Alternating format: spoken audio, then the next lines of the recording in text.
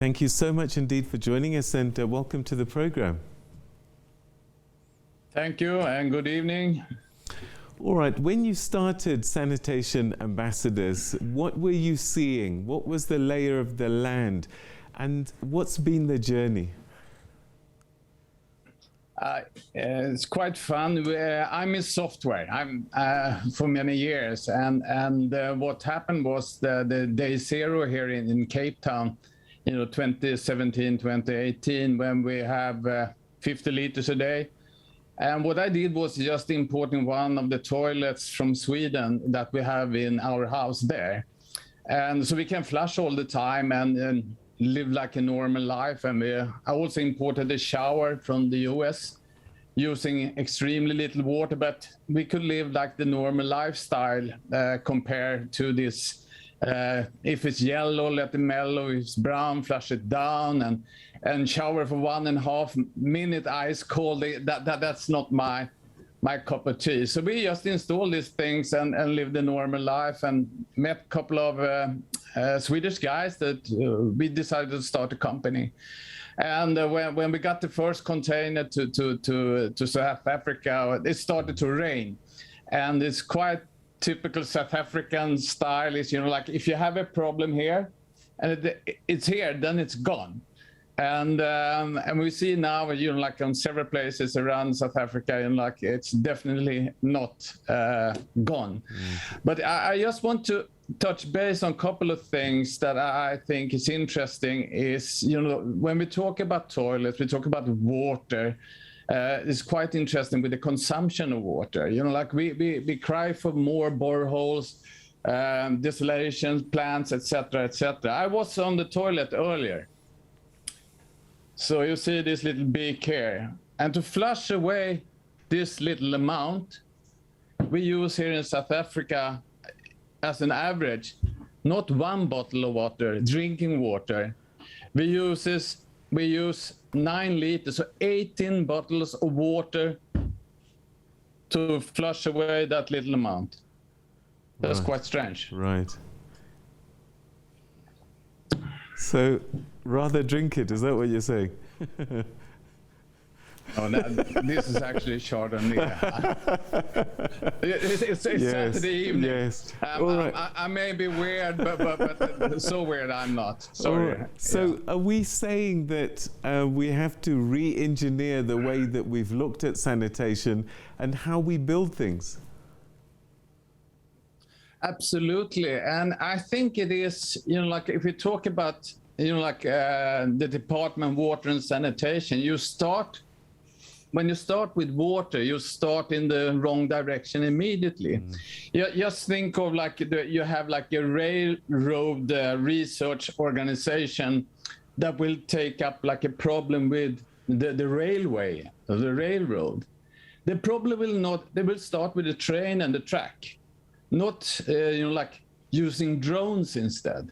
It's like a little bit mind-boggling. I think waste department is more accurate to take care of, like the bins and so on, rather than start with water. I think that's the main thing you have to start in the other direction to what we have done. We have put in like three man-year into this project, and we're using extremely little water, but in the end of the day, it's the user experience. I was in the town up in Karoo last week, and checked the buckets, and I know before I saw it's quite disgusting, but it's actually, there's no dignity in it. It's crap. Yeah. And if you go to the schools, for instance, with all these pit latrines, it's also crap.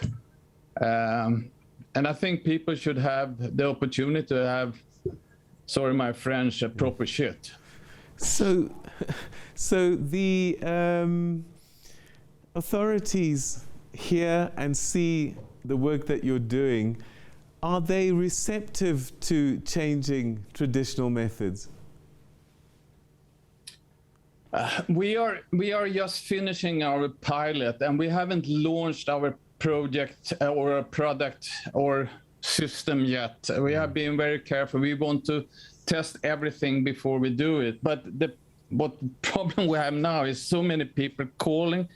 So we are, it's a big interest around this semi-new technology, but it's a new way to put things together.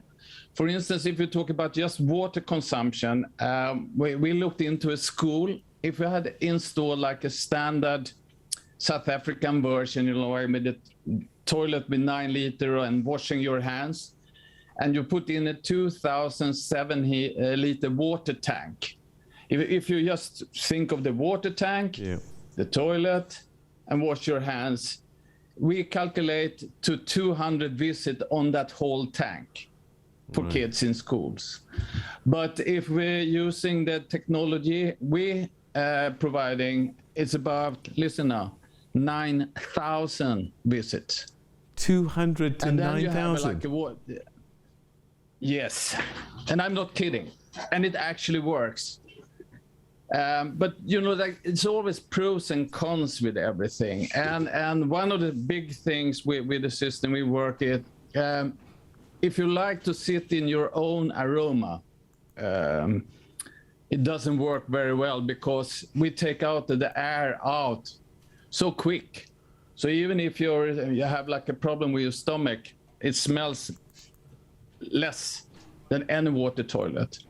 And but one of the cons is like we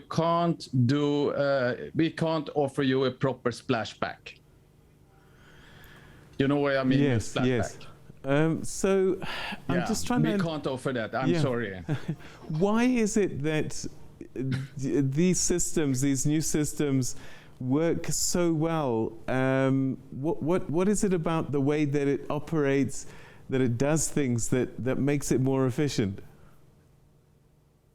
No, it's actually not. The toilet itself is actually a design from Sweden, and I've been on the Swedish market for like 25 years, and it separates the urine and the poop.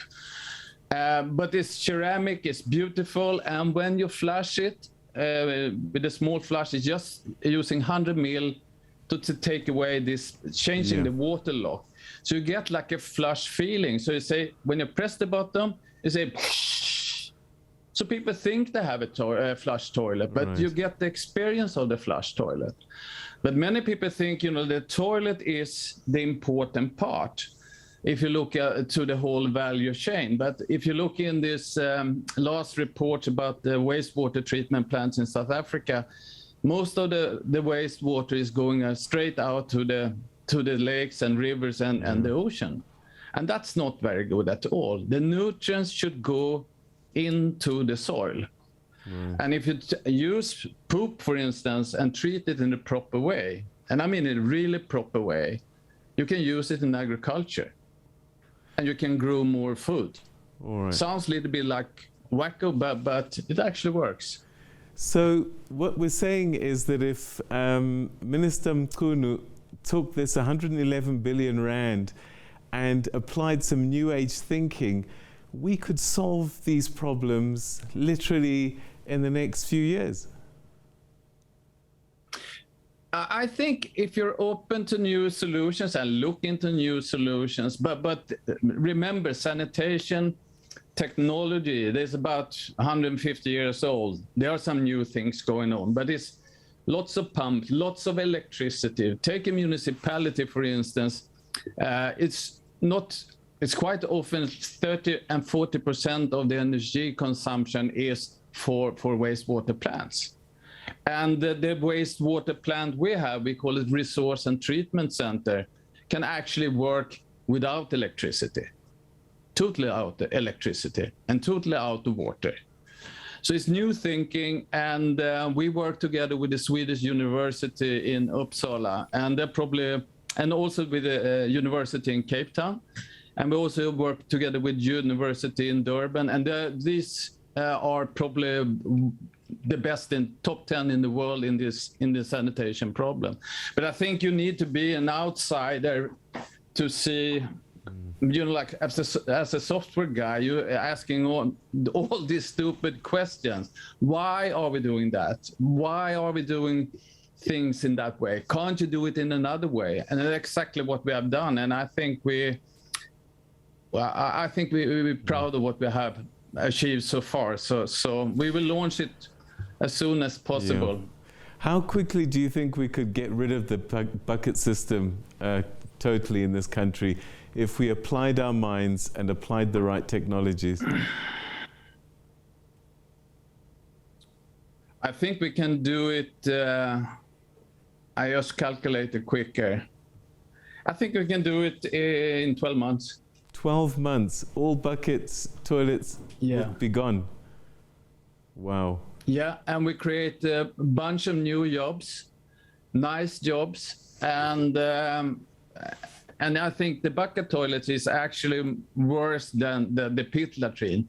But my heart is with the kids in school, and you know, like the pit latrines, kids fall in, kids have died. It's, you know, like girls in teenager, they don't go to school because they can't handle their menstruation. Yeah. So they miss like 20-25% of school, and that's awful.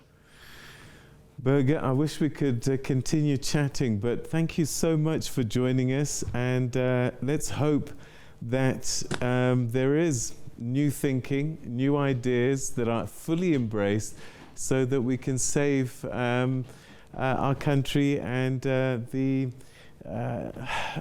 make things a bit more humane and dignified. Thank you so much indeed for joining us. Yeah, I agree. All right. Thank you, and cheers. Enjoy your Chardonnay.